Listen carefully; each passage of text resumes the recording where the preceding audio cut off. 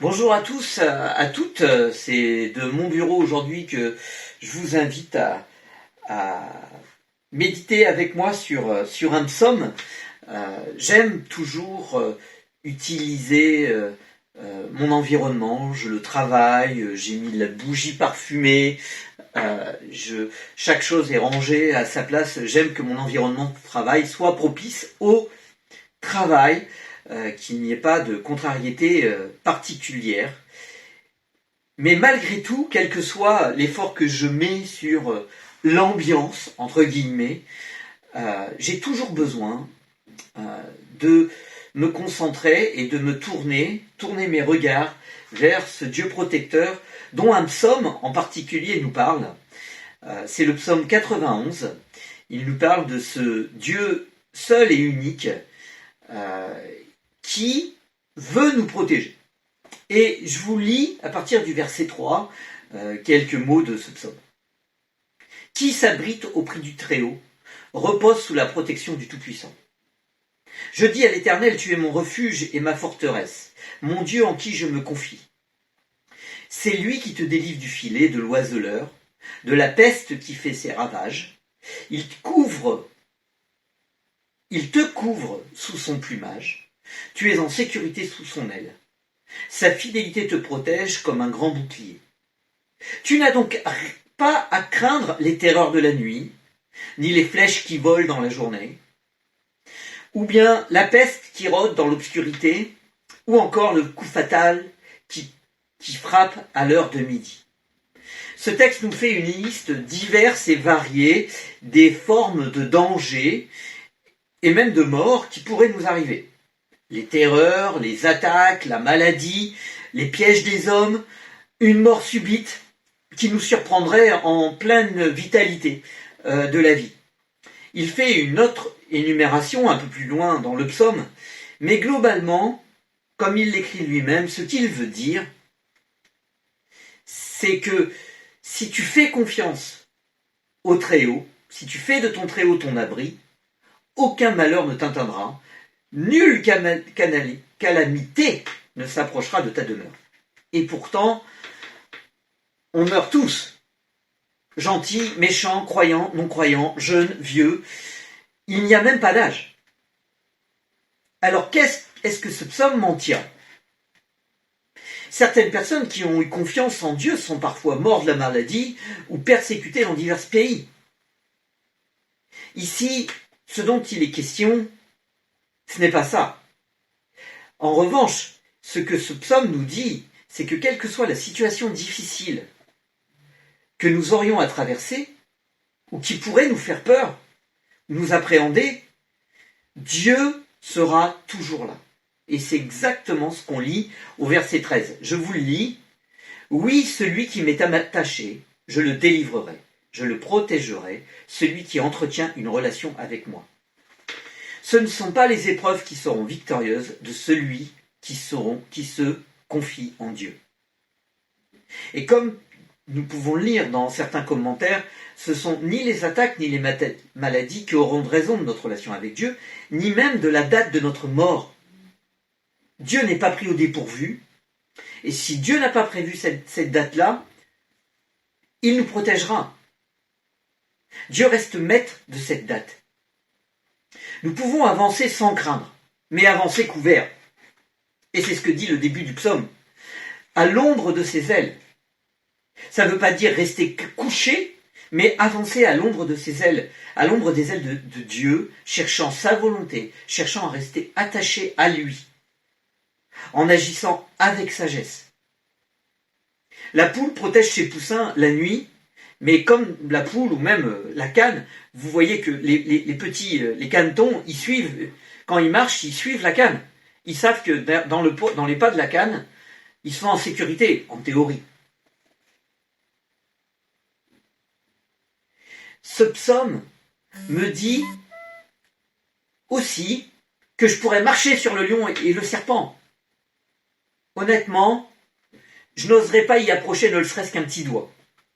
En revanche, je peux mettre ma main au feu, que quoi qu'il m'arrive, je resterai accroché à Dieu. que tout ce qui pourra m'arriver ne triomphera pas de ma relation avec Dieu. Est-ce que c'est parce que je me crois fort? Absolument pas. Mais c'est parce que je crois en lui, en sa parole, en cette promesse qui est écrite là, en son amour, en sa toute-puissance. Quels que soient les moments que nous vivons, continuons à nous tourner vers Dieu, à tourner nos regards vers ce Père, vers celui qui veut nous protéger.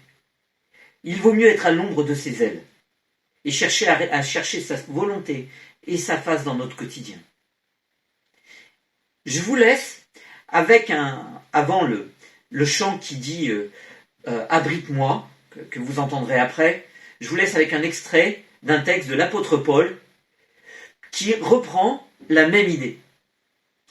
Qu'est-ce qui pourra nous arracher à l'amour du Christ? La détresse ou l'angoisse? La persécution? La faim? La misère? Le danger? Et puis un peu plus loin, il donne la réponse. Dans tout cela, nous sommes bien plus que vainqueurs par celui qui nous a aimés. J'en suis absolument certain. Ni la mort, ni la vie, ni les anges, ni les dominations, ni le présent, ni l'avenir, ni les puissances, ni ce qui est en haut, ni ce qui est en bas, ni aucune autre créature ne pourra nous arracher à l'amour que Dieu nous a témoigné en Jésus-Christ notre Seigneur. Je vous souhaite une bonne semaine à l'ombre de ses ailes. À bientôt.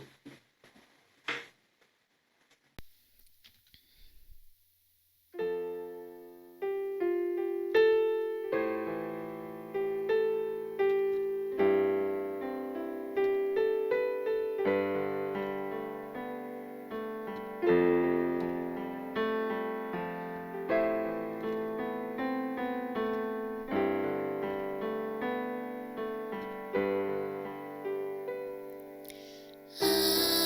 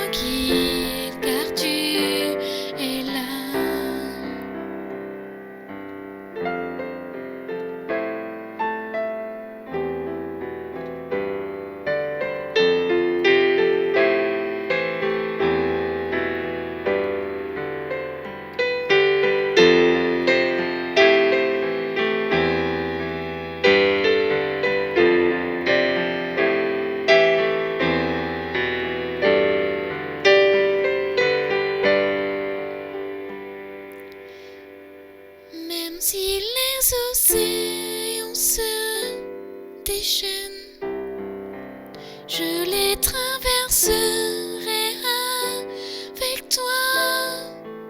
Père, tu domines les tempêtes, je suis tranquille.